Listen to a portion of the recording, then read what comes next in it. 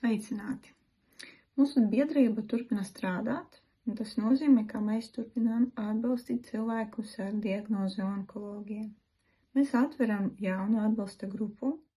Mēs aicināsim speciālistus, kuri palīdzēs jums atrast informatīvo un emocionālo atbalstu.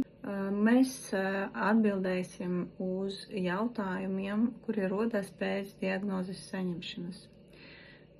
Kā pieņemt un tikt galā ar emocijām pēc diagnozes saņemšanas? Kā kontaktēties ar tuviniekiem, ar kolēģiem, ar ārstiem? Mēs runāsim par uzturā nozīmību, par fiziskas aktivitātes nozīmību un kā pareizi to visu nokārtot.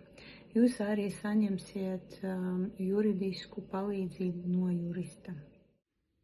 Mēs sāksim strādāt 25. februārī. Tā turpināsim 12 nedēļas katru trešdienu 6 vakarā online platforma Zoom. Lai pieteiktos grupai, mums vajag tikai aizpildīt anketu. Tad tiksimies 25. februārī.